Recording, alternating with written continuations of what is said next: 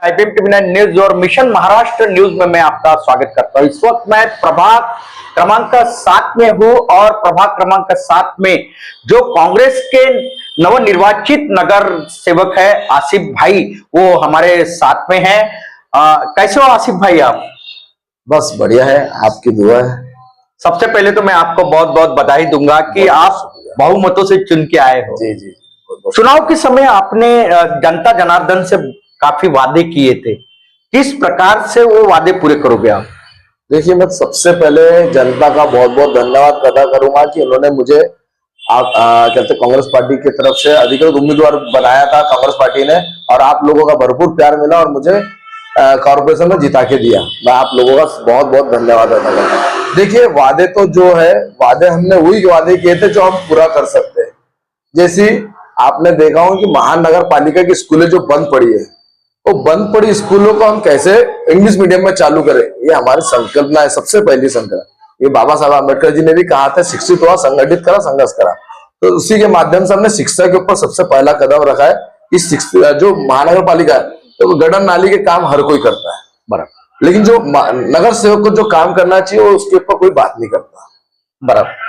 आपने भी देखा होगा कि अभी मैं बहुत दिनों से जैसे मैं चुनकर आया हूं, तो मैं ग्राउंडों की सफाई करा रहा हूँ, क्योंकि मैं एक यूथ होने के नाते मुझे पता है कि ग्राउंड की जो कमी होती है, जिसमें युवा हमारे जो नौजवान साथी है, उन लोगों को खेलने के लिए जगह नहीं रहती। आज खेलने की जगहों पे कहते हैं लोगों ने कूड़ा कचरा डालना चालू कर दिया महानगर पालिका की बराबर। तो मैं सभी जगह की महानगर पालिका की जितने भी ग्राउंड है या महानगर पालिका के अंदर ग्राउंड है, तो उनकी सफाई करवा रहा हूँ। कितने ग्राउंड होंगे आपके ये प्रभाग में, प्रभाग 7 में? मेरे प्रभाग में कम से कम 6 ग्राउंड है, जिसमें से एक समता मैदान पहले आता है, फिर उसके बाद किदवई ग्राउंड आता है, फिर आशी नगर का ग्राउंड आता है, बुद्ध नगर का ग्राउंड आता है, इंदौरा मैदान आता है, एक अशोक नगर का ग्राउंड आता है। ऐसे ग्राउंड है, और ये ग्राउंड जो है खेलने के लिए, और वहाँ युवा लोग खेलते हैं। और वो ग्राउंड की जो व्यवस्था थी, वो व्यवस्था के ऊपर मेरे को दया आती है, और मैंने चुनाव में बोला भी था कि जैसे ही मैं जीत कर आऊंगा, सबसे पहले ग्राउंड की सफाई करूंगा। आपका किदवई ग्राउंड का लेकिन इतिहास है जी फुटबॉल के लिए। बिल्कुल बिल्कुल। और वो आज वहां देखा जाए तो अतिक्रमण से, देखो अतिक्रमण कैसा कि वहां पे अब कोई जिम्मेदार यानी उसको बनाने के लिए जो था, जो प्रपोजल रुका हुआ था, तो वो कहते हैं फंड नहीं मिलता था, क्योंकि आपको पता है उत्तर नागपुर दलित और मुस्लिम का पिछड़ा इलाका है। तो यहाँ पे बीजेपी आपने देखा होगा खासदार महोत्सव के नाम पे करोड़ 100-200 करोड़ रुपए खर्चा हो जाएंगे, लेकिन खेल ग्राउंड को 5 करोड़ 2 करोड़ रुपए देना नहीं चाहेंगे बराबर ये बीजेपी।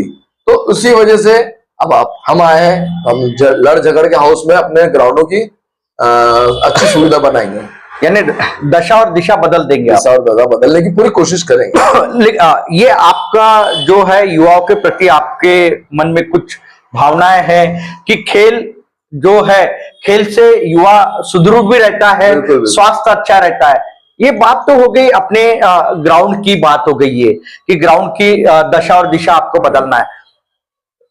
देखा जाए कि यहाँ पर बेरोजगारी भी आपके प्रभाग में बहुत ज्यादा है, और डॉक्टर बाबा साहब आम्बेडकर जो रुग्णालय है, इसका विस्तार हो रहा है। स्थानिक जो आपके प्रभाग में आता है, प्रभाग 7 में स्थानिकों को वहां यानी जो रोजगार है उन्हीं को मिलना चाहिए, तो उसके लिए कुछ प्रयास करोगे आप लोग? देखिए, अभी हॉस्पिटल बनने को बनते बनते अभी कम से कम 3-4 साल तो लगेगा, मुझे ऐसा लगता है। और जैसे आपने जो बताया, तो रोजगार के ऊपर में, तो हम लोगों के रोजगार के ऊपर में समाज कल्याण के माध्यम से, और जो शिक्षा चलते जो हमारी ताई है, वो हमारी ताई की बचत गट के माध्यम से, और जो भी चलते योजनाएं रहेंगी गवर्नमेंट की, ये योजना से प्रशिक्षण योजना की तरफ से हम लोगों को प्रशिक्षण देंगे युवाओं को, और उनको कहते रोजगार की संधि देने की कोशिश करेंगे। और जो आपने कहा कि अम्बेडकर हॉस्पिटल, देखो अम्बेडकर हॉस्पिटल जिस दिन बाबा साहब आम्बेडकर हॉस्पिटल की डॉक्टर नितिन साहब के माध्यम से जिस दिन नींव रखी गई थी, उसी दिन वहां के आजू बाजू के एरिया की प्लाटों की कीमत बढ़ चुकी है।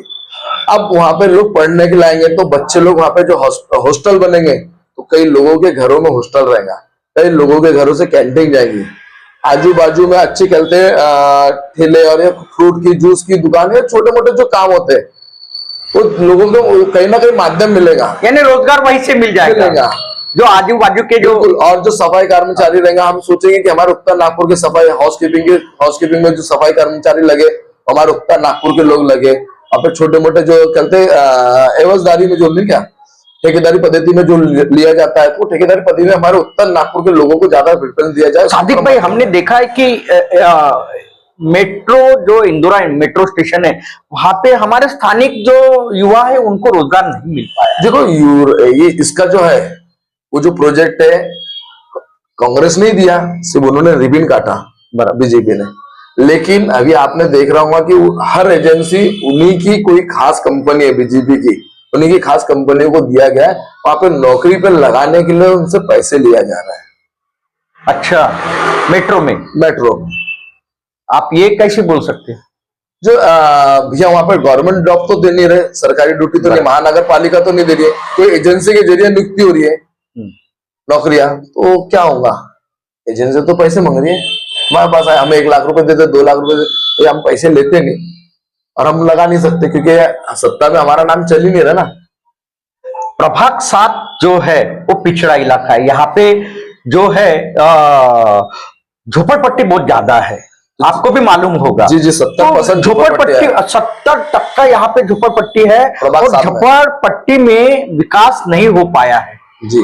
तो कैसे उसका डेवलप कैसे करोगे आप लोग? देखो, सबसे पहले झोपड़पट्टी का विकास नहीं हो पाया तो झोपड़पट्टी में जो पट्टे वाटप के जो कार्यक्रम रुके हुए हैं उसको हम इम्प्लीमेंट में लेकर आएंगे, लोगों को माल के हक के पट्टे मिलेंगे। और उसके बाद जो योजना रहती है, जो भी घरकुल की योजनाएं होती है, वो घरकुल की योजना के माध्यम से उनके घरों को बनाने की कोशिश की जाएंगी और उनको कहते हैं उस माध्यम से जो उनकी सुविधा रहेंगी वो देने की कोशिश करेंगे। और जो आपने कहा, जैसे अभी इंदौरा ग्राउंड है, इतना बड़ा ग्राउंड है, तो उसको हम अभी वो बिजनबाग सोसाइटी का ग्राउंड है और उसके ऊपर मैं अभी ज्यादा बोलना नहीं चाहूंगा, अभी वो तो वादग्रस्त है, अभी वो मैदान जो है सफाई का काम, उसकी सफाई की जिम्मेदारी हम लेते हैं, उसके केस चालू है कोर्ट में। जी जी, उसकी सफाई की जिम्मेदारी हम लेते हैं। अच्छा, तो वहां पे जो गंदगी फैलाई जा रही है वो गंदगी को हम साफ करके और लोगों को अच्छे माहौल में थोड़ा सा कम से कम वॉकिंग के लिए या किसी चीज के लिए सुविधा हो जाए। और जो आपने बताया कि जैसी असामाजिक तत्वों का डेरा हर जगह पे है, तो उसके लिए हम महानगर पालिका के जरिए सीसीटीवी कैमरे हर जगह पे लगाना चाहिए। हाँ, लगाने की कोशिश करेंगे, जिससे कैसे असामाजिक तत्वों के ऊपर एक निगरानी रहेगी कि हमारे तरफ उस कैमरे के मॉनिटर कौन करेगा उसको? महानगर पालिका जो कंट्रोल रहता है स्मार्ट सिटी का। अच्छा, वो करेगी। यानी आपका कहना है कि जो प्रभाग 7 में जितने भी यानी ग्राउंड है, उस ग्राउंड में सीसीटीवी लगा के उसका मॉनिटराइजेशन यानी देखरेख जो है वो महानगर पालिका करेगी। करना चाहिए ना, क्योंकि स्मार्ट सिटी में वो आता है तो स्मार्ट सिटी में लेकिन पूरे नागपुर शहर में ही लगेगा फिर वैसे? वो तो पूरा लगेगा ना। देखो, मैंने क्या बोला आपको, उत्तर नागपुर आप देखोगे, पश्चिम नागपुर उधर बजाज नगर, दिगोरी और कहते उधर पे दक्षिण नागपुर में देखोगे तो आप वहां पे देख रहे होंगे इम्प्लीमेंट हुआ है। उत्तर नागपुर को इसलिए छोड़ा जाता है कि यहाँ पे 10 मुस्लिम रहते हैं। बात सही है। आप मुझे एक बात बताइए, दक्षिण पश्चिम नागपुर का डेवलपमेंट आपने देखे, स्मार्ट सिटी नागपुर शहर को कहा जाता है जी। उत्तर नागपुर में आप चले जाओ, कुछ दूरी तक चले जाओ, जैसे समता नगर हो गया या पीली नदी परिसर हो गया या कोई मुस्लिम बहुल इलाकों में चले जाओ, दलित बहुल इलाकों में चले जाओ, तो वहां पे पता चलता है कि ये स्मार्ट सिटी है क्या? लगता है आपको स्मार्ट सिटी है? स्मार्ट सिटी नहीं है ना। परिभाषा क्या है स्मार्ट सिटी की? यानी दक्षिण पश्चिम नागपुर सिर्फ स्मार्ट सिटी है क्या?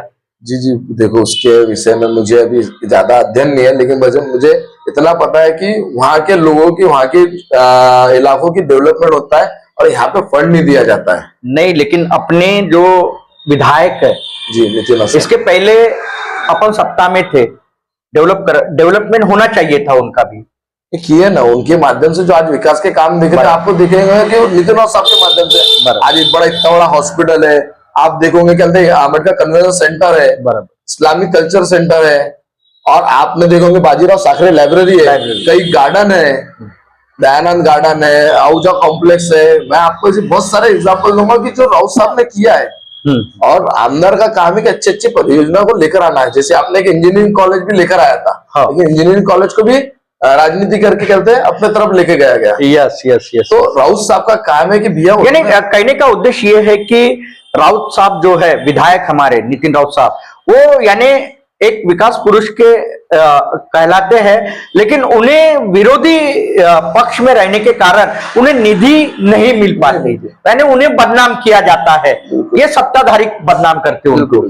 आपने जब देखा होगा, जब हमारी सत्ता थी तो उस समय कोरोना में 3 साल निकल गया। बराबर। कोरोना में सिविल वर्क के लिए नहीं, सिर्फ इमरजेंसी वर्क के लिए पैसा दिया गया था। बराबर। तो हम भी करीबी थे, हमको पता है कि कहाँ पे पैसा गया। तो उस समय डेवलपमेंट तो कुछ भी नहीं हो रहा था। बराबर। 2.5-3 साल आपको भी पता है। तो वो 2.5 साल तो चले गए, फिर उसके बाद सरकार गिर गई।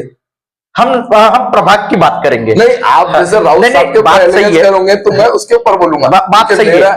हमारे नेता, आप उत्तर नागपुर में उस जमाने में कोई कहते ऑटो नहीं लेकर आ सकता था। हाँ। आज उत्तर नागपुर में अच्छे व्यापार आ रहे हैं। आज कोठारी संकुलन करके, जैसे जो आप देख रहे हो पलवाड़ी में एक बिजनेस हब बन रहा है। हाँ। आज कहते हैं महानगर पालिका की नागपुर शहर में जो उत्तर नागपुर में सबसे हाईराइज बिल्डिंग है उत्तर नागपुर में बन रही है। बराबर।